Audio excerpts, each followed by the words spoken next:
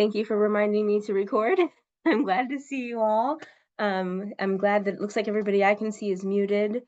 Feel free to use the chat as you need to, and we're recording. This will be available later today. Use the closed captioning as you need to, and use the chat. I think I might have said that already. If you have questions or comments. If you're wondering what's going on behind me, I put up a background of forget-me-not flowers, mostly because I love flowers and they're fun, but also because I know today is a tender day for a lot of us, September 11th.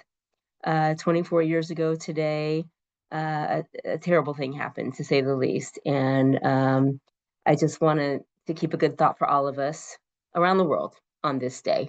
And may everyone's memory be a blessing for those we may have lost and for those we are caring for now. So forget us not. With that said, I am super excited to say hello to my colleague, Rosie Pasqualini, who is a fan favorite, if I may say so, on the weekly webinar. And I'm always grateful to Rosie for being willing to share her insight on the weekly webinar. And as many of you know, Rosie works with our LEAP programming, Lifestyle Empowerment for Alzheimer's Prevention. She's got a background in cognitive science and nonprofit outreach, and she is really focused on the health and well-being of individuals and communities, and I think that really shines through in the work that Rosie does with us here at the ADRC. So she's going to talk to us today about our brains and stress, and I meant to hold up one of our stress ball, rainbow stress ball things, and I forgot it in the other room. So anyway, by the time Rosie's done today, we will all feel less stressed. I'm sure of it. We'll have some good tips for what it looks like when our brains feel stressed out. So Rosie, thank you so much. Rosie's got her stress item there. This is unfortunately not a Q brand brain, but I have something called the Nido Dream Drop. It's shaped like a little droplet, very squishy, very satisfying to squeeze when stressed. So I recommend the Nido Dream Drop. Anyways, thank you, Kelly G. And we will go ahead and get started. This should be a kind of shorter-ish presentation, so we might also have a little bit of time to just hang out or answer questions or anything like that. But yes, thank you very much for joining us on this this National Day of Remembrance. Sort of relatedly, we are talking about stress, and I did alter this title just a little bit. It is now called Your Brain on Stress, Working with Your Stress Response to Support Brain Health.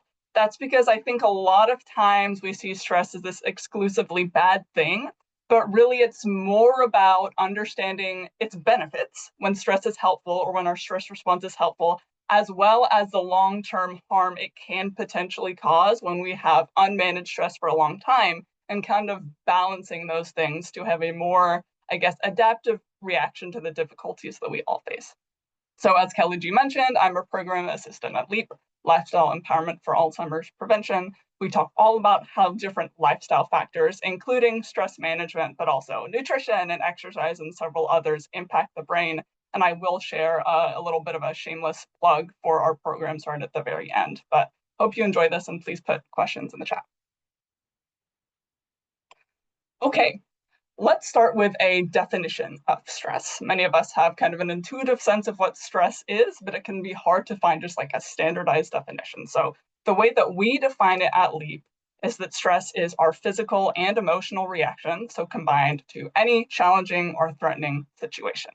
I included challenging in there and not just threatening, because both negative and positive events, if they're demanding to the body and brain, can provoke stress. So here are some common or common-ish examples. I don't know, if we're having a busy day, we might start to feel irritable. That might kind of ramp up toward the end of the day, where maybe we're grumpy or kind of find ourselves snapping at people we care about, hopefully not too much. But that irritability is actually a very natural part of our slightly longer-term stress response in response to the condition of having a very busy, demanding day. So that's very common.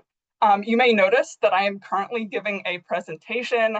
I'm not too stressed right now because I do this a lot, but when I first started giving presentations, I often had a strong feeling of anxiety that you may have experienced too when speaking publicly, as well as sometimes of tunnel focus, strong focus.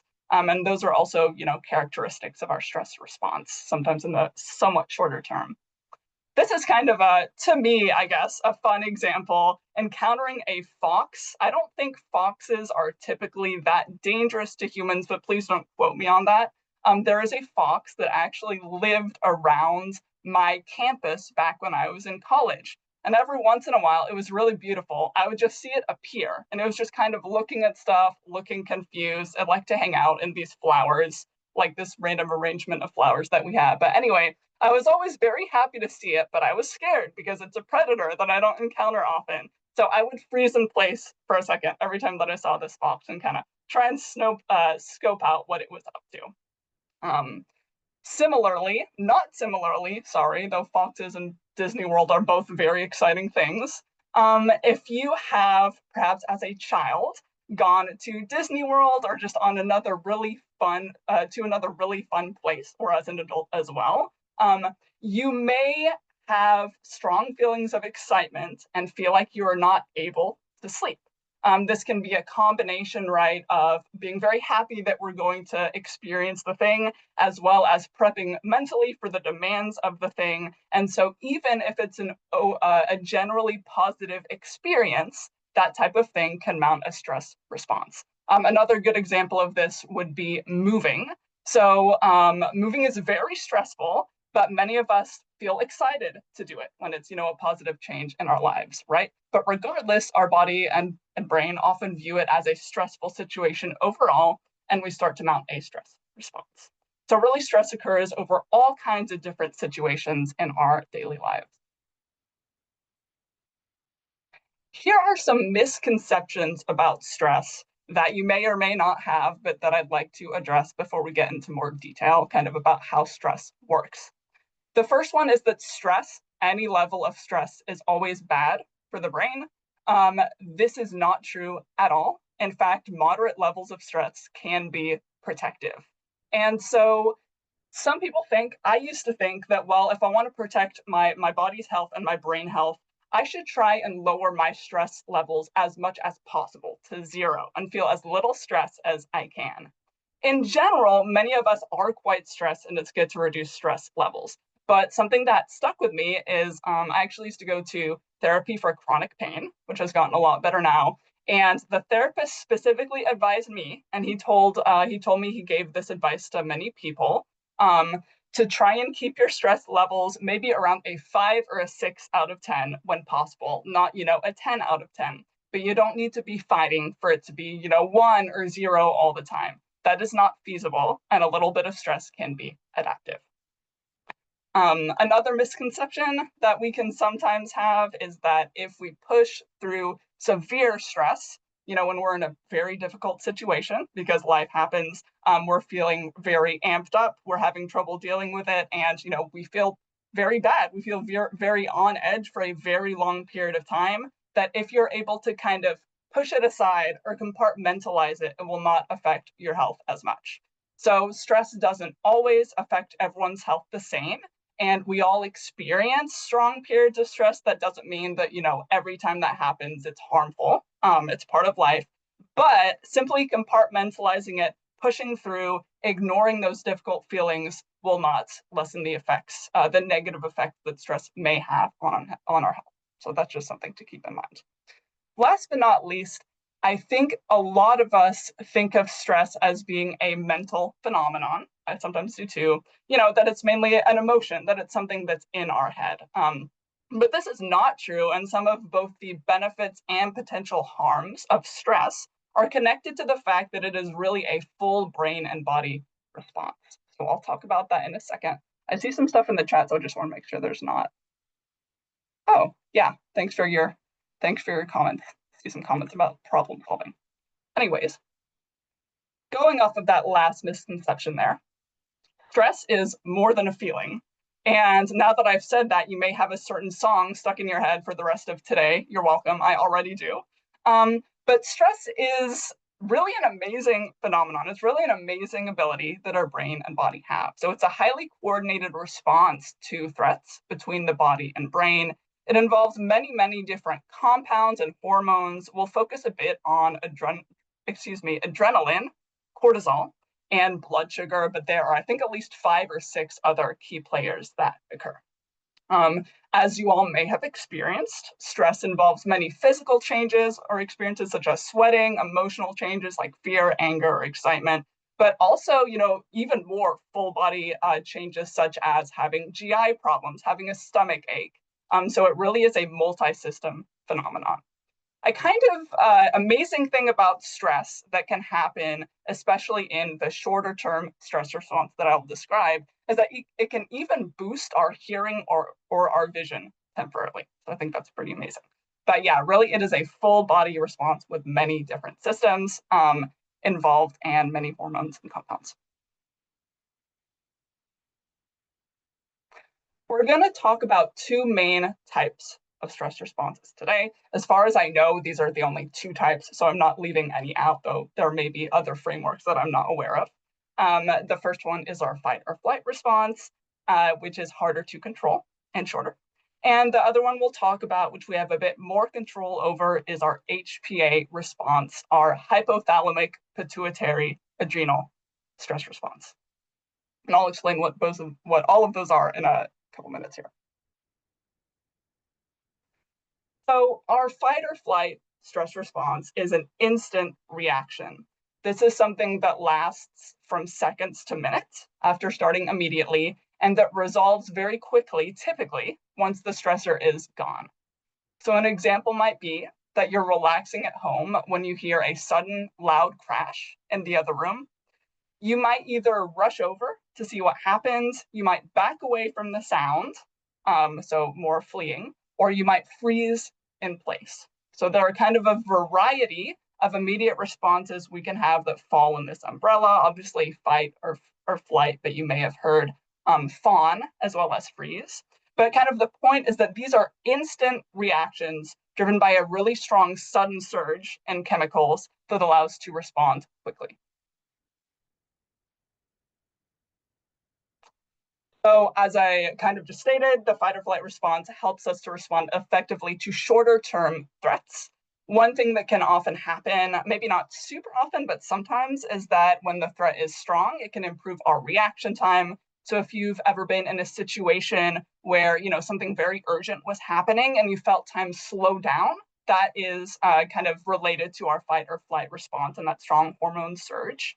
One thing that the fight or flight response does very well is that it quickly allows more energy to become available to face a threat or a challenge. So the key driver in the fight or flight response is adrenaline, and adrenaline causes stored sugar, think glycogen, to be released from the liver, serving as a really quick energy boost. So more energy, more sugar is released into the bloodstream.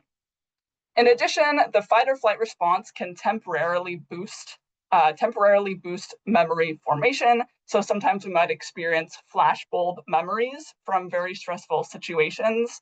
The kind of flip side of this, though, is that both of our stress responses can cause us to focus very strongly on the stressor and have trouble paying attention to other things, which makes sense in the context of these responses helping us respond to stressors. But you can see how that can become a challenge in the longer term if we're really having trouble concentrating. So that's our shorter term response, that fight or flight. But this short term response is complemented by our longer HPA response. So the fight or flight response is really either on or off, and it occurs or at least begins instantly. Whereas the HPA response happens by degrees and it ramps up gradually over time, depending on whether or not the stressor is still there and how we're managing our experience of stress.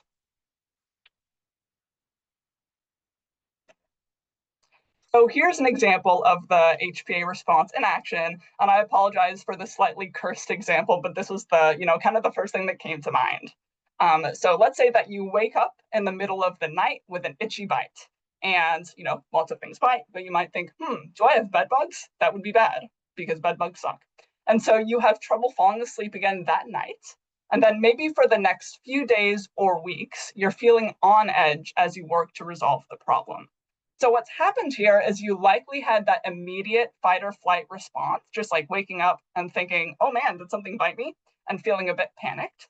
But then since the stressor is ongoing and it might be new and kind of psychologically challenging to deal with, it continues. And there are sort of different types of physical effects that the HPA response can have in the long term as your body continues to try and produce enough energy and kind of focus to take care of this longer term problem.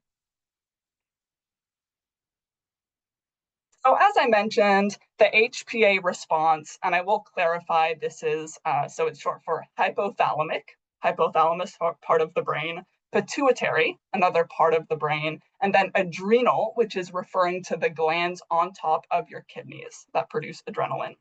So it's a multimodal response there. It's a delayed and gradual reaction. It can last between minutes into weeks, and I would say even into months in more severe cases. And the key hormone is cortisol. So cortisol is also involved in that shorter fight or flight response, but it's really the main player in the HPA response. And we'll talk a little bit more about cortisol in a couple minutes. But what happens is that at the end of our fight or flight response, if the stressor is not resolved, we have a surge in this additional hormone cortisol that sets in motion some additional changes that can ramp up over time. So they're similar-ish to the fight or flight response, but things that you will notice can be, an increased heart rate, and that's not just for like a short period of time. This is your heart rate is staying elevated for a while. Increased focus, again, on that stressor that you may now be worried about trying to address that's longer term. Digestive issues are especially noticeable with our longer term HPA response. The body actually diverts blood flow away from digestion to help mobilize energy to fight the stressor. We may experience irritability in the case of the HPA response. That is, kind of a significant difference from just that fight or flight immediate response, like with that example of feeling annoyed or frustrated when you're very busy or on edge. And last but not least, we may experience insomnia when a stressor is prolonged and we are, struggling to manage it when it's challenging. So there's really a wide range of things that can happen.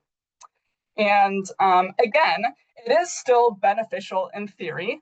Both of these responses, evolve to help us manage the stressors. So it really is your body's attempt to keep that energy boost going longer and in a more sustained way to deal with a threat that looks like it is longer term as opposed to, oh, this was quick, but now it's resolved.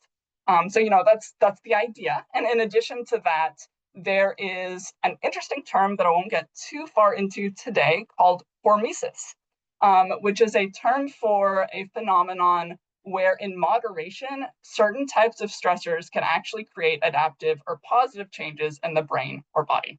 So a good example of this is exercise.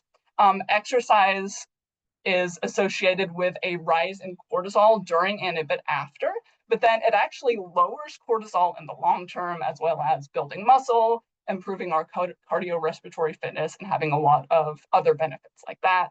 The Fight AD presenters at a previous weekly webinar, I believe, would know a lot more about this than I do, but hot or cold exposure, which is stressful for the body, can also have some adaptive changes in addition to potential brain health benefits. So be sure to check out that Fight AD recording on our YouTube if you have not. Last but not least, the stress of some of our favorite challenging hobbies or projects, or doing something a little difficult but fulfilling, say at work or resolving a conflict, all of those can have positive effects on the brain as kind of that energy boost is mobilized in a more positive way.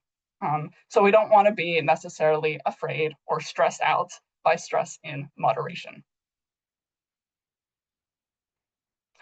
So I talked about both of those types of stress responses that we have, our shorter term fight or flight response and our longer term HPA response. And I focused a little bit on their benefits here as well as some effects. But we'll talk about when can stress become harmful to the brain. So the key driver in how stress can negatively impact the brain is cortisol. As I mentioned, cortisol is a key part of the HPA response, but it's actually an essential part of both of our stress responses.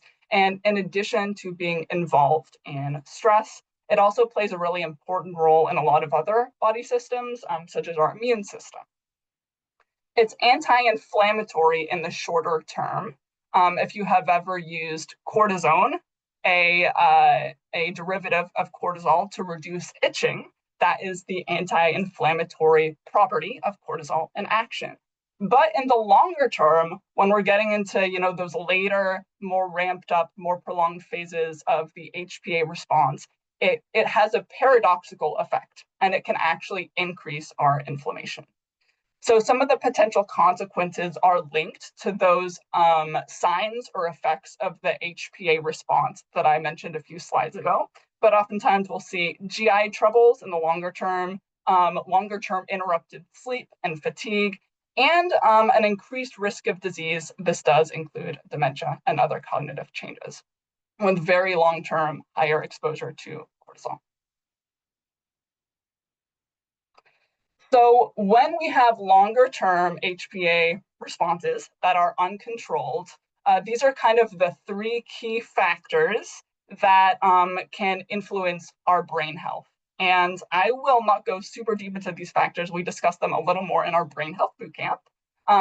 But the first one is that we see an increase in brain inflammation, or we can. Sometimes there are temporary changes in brain structure. So the hippocampus, which is really important for learning and memory, can shrink in response to high levels of cortisol. And last but not least, having a prolonged strong stress response can reduce the brain's plasticity, its ability to create new cells and form new connections. All of these are at least partially driven by that long-term effect of cortisol and can have negative brain health consequences in the long term. So in terms of how to manage stress, and I recognize I'm getting a little close to time here, so I'll try and go fast-ish while not missing anything important. We can learn to modify our stress response and keep it from getting out of hand. One way to think about this or frame this is that stress, including both of those responses that I have been talking about, trigger what's known as our sympathetic nervous system, which is responsible for raising our heart rate, slowing digestion, producing those key hormones, increasing alertness, and lots of other important things. But we're able to activate its opposite, our parasympathetic nervous system, with different soothing activities when our stress levels might be getting out of hand. And deliberately activating our parasympathetic nervous system by deep breathing or meditating or stretching, or sometimes, talking to someone about a problem, even having a nap if you're able to nap. A lot of different things can create that rest and digest response and balance out our stress response. So by activating our parasympathetic nervous system, we can actually decrease the intensity of our stress response and help to complete the cycle of stress. So instead of asking, how can I eliminate as much stress from my life as possible, it can be more helpful to ask, how can I help myself return to a calmer baseline after a stressful event, or even during a period of time where I'm managing a stressful event and I'm still in it? What is really important is being able to interrupt your stress response with moments of relative calm or peace, helping to keep your stress response from getting out of hand, even if it's still somewhat activated to help you handle that stressor. So it's about interrupting that cycle and coming back to baseline. Here's some evidence-based strategies for stress management. Some of these do directly activate the parasympathetic nervous system, such as mindfulness meditation, but others are just ones that, in a particular meta-analysis that I really like, were shown to have the most research behind them as in terms of decreasing stress levels in the long term. So these four are the most strongly supported. And the first one is actually regular exercise. As I mentioned before, exercise is interesting because it initially spikes cortisol, but then when you're regularly exercising, it helps to drop cortisol and establish a smoother baseline to feel more calm. Mindfulness meditation is not for everyone, but there's a lot of research behind it as being helpful. We actually talk a little bit more about meditation and Brain Health Bootcamp for those who are interested, but it involves returning your attention to one specific point over and over, and letting your thoughts and feelings oftentimes kind of float by or exist without being drawn into them. Social support is also essential for stress management, and even having just one or two people you can talk to your challenges about and really share what is on your mind with can have a very big effect on stress in the long term. Last but not least, counseling or therapy with someone who is licensed in counseling or therapy can make a very, very big difference as well. And you do not need to have, just as a reminder, a specific diagnosed condition or to be struggling a certain amount in order to benefit from counseling or therapy. Many, many individuals in all types of situations can benefit. So kind of for some final recommendations about making stress management work for you and breaking that stress cycle while kind of still experiencing some of those benefits of our stress response would be think about a strategy that you can use quickly when you really feel stressed, when you're struggling with something and you need a quick interrupt. This could be like a short walk outside, a breathing technique, etc. This may sound obvious, but it can help to think about which relaxing activities do you most enjoy doing. I don't know about you, but when I'm stressed, the extra stress of trying to doing something to manage the stress that I actually don't like is even more stressful. So thinking about things that we actively enjoy and still relieve that tension and those feelings can be helpful. Also thinking about which activities seem to relieve your stress the most in the long term. This could be exercise, talking to a friend, watching funny or relaxing videos, etc. In terms of the long term, certain activities, especially something like journaling, may not seem super immediately effective, but having a way to process your stress might compound over time, where you're like, oh, I actually do see kind of a longer term benefit there. So thinking both in terms of the short and long term. So my final recommendation just for now, but we talk more about all of this in our Brain Health Bootcamp course, is to have one fast-acting strategy and one longer strategy in mind, where you're practicing something like, and this is just a random example, paced or slow breathing, slow breaths in and out when you need a quick break, and maybe something more long-term that you enjoy, like journaling. Okay, sorry, I know I'm about to go over time here, but I hope you enjoyed that presentation, and feel free to reach out to us if you have any follow-up questions or specific questions about any of the research or points that were discussed. We do encourage you to head over to kubrainhealth.org/sleep if you enjoyed this presentation and would like to learn more about how different lifestyle factors, including stress, affect brain health. So here's the quick shameless plug. We offer a longer program called Brain Health Bootcamp that I really love. This is a 6-week comprehensive course where we go over several lifestyle factors that have the most research behind them as influencing brain health, as well as key strategies to use in each of those areas to support your brain. So it's really based on the latest research, both at the KU ADRC and done by other researchers around the country and maybe even the world. And we do try and provide really specific recommendations based on those findings. It's 6 weeks long. We offer videos, printable worksheets, resources, goal setting support, and the kind of core of the program is weekly Zoom calls with Q&A.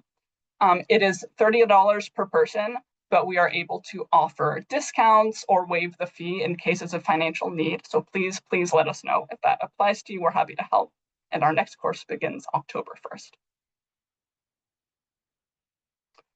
One last thing, we now have monthly webinars, which I think is pretty exciting. And our next one is our Simple Steps to a Healthier Brain webinar. This is free.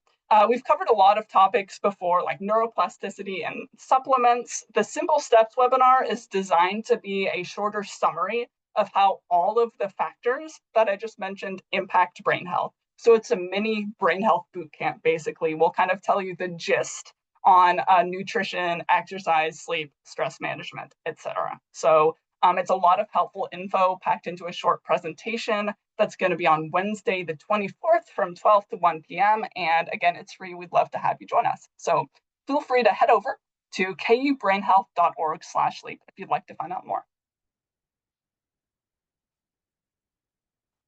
All right, thanks everybody. I will take a look at the chat real fast, but I know we're over time, so feel free to hop off. My feelings will not be hurt. But really appreciate all of you attending as per usual, and thank you, Kelly G, for having me.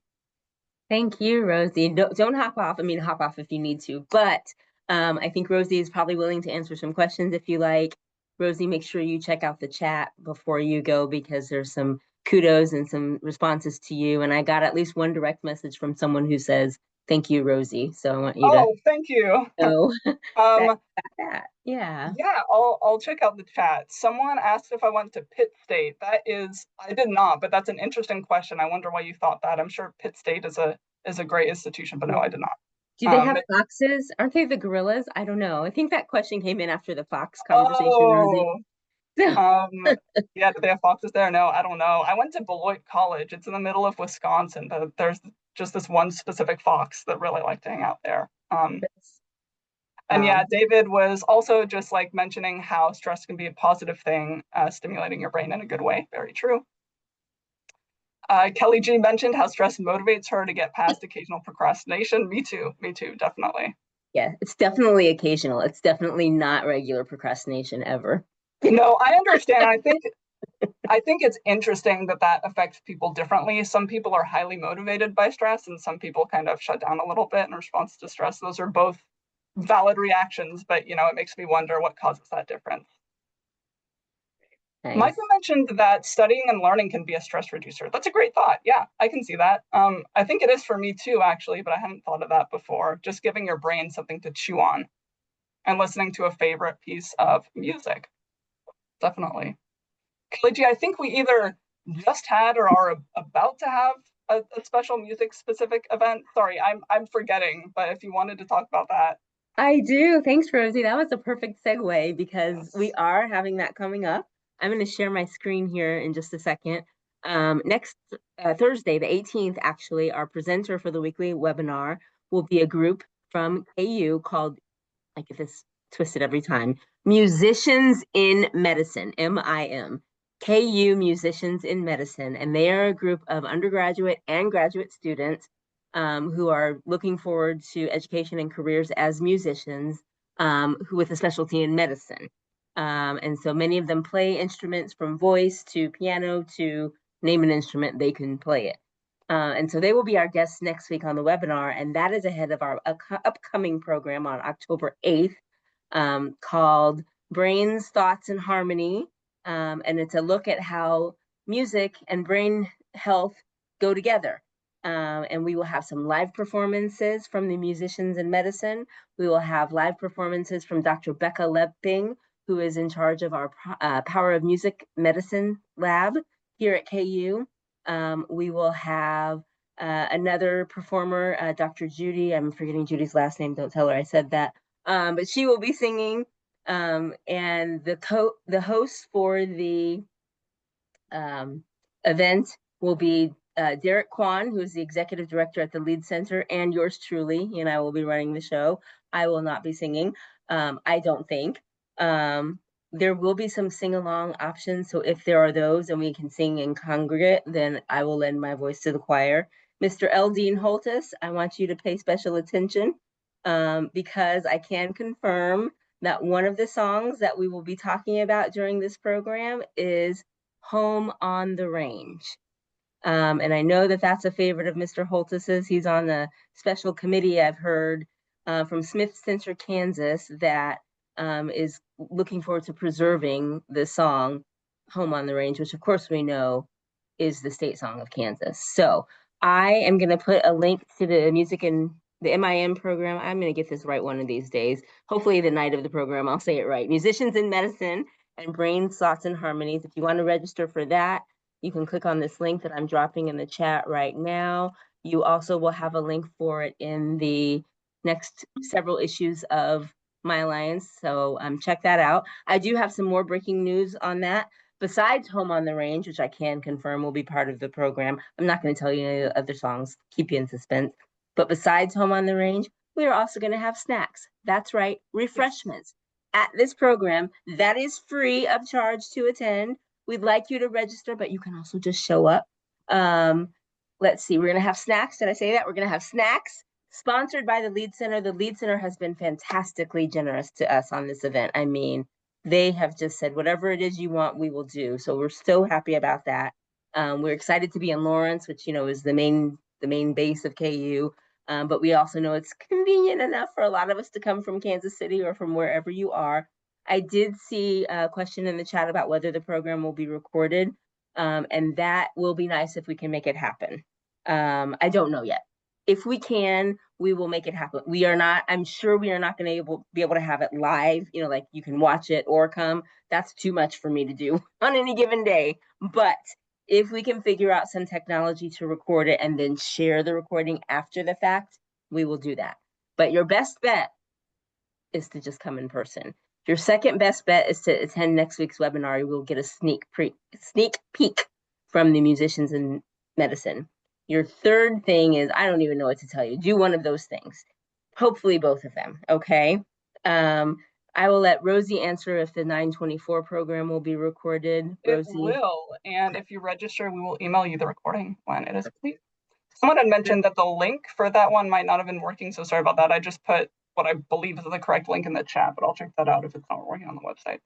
Yes, stay tuned. And Rosie, will we send like another standalone email about that, or have we sent? You know, I actually don't know. Maybe we can put it in the next My Alliance, but yeah, maybe. We encourage you to sign up, and thank you so much. Thanks for coming today. Yes, thank you, everybody. Really appreciate having you all here. I feel less stressed. I was having a pretty good day already, but I'm definitely more relaxed now because, as always, Rosie does such a great job on the webinar. So we'll see you next Thursday. Remember, it's about musicians in medicine, including some of our future physicians. We've got some students that are currently in med school. Where they are finding the time to do this, I don't know, but they are also going to share their music with us. So that is just truly a gift. So we'll see you then. And I'll tell you that next week I'll be coming to you from San Diego. You all think I live a jet-setting life, which I do. But I will be attending the Alzheimer's Clinical Trials Consortium conference in San Diego. So I'll bring some good information back from that. But we will still have the webinar. We'll still be here. And we'll have a great time with the musicians. And I think, I don't want to put Rosie on the spot, but I think Rosie has agreed to help me out next week since I'll be in California. I'm excited. That's right. So you'll get to see Rosie again. Yay. All right, everybody. Thank you so much. Check out the link in the chat now with the webinar information. And I will get to saving this recording, so it will be available later today. And I'll put all the links that are related in my Alliance newsletter on Monday. Okay? All right, everybody. Take care. Bye-bye. Forget us not. Thank See you, ya. everybody. Thanks, Kelly. You're welcome.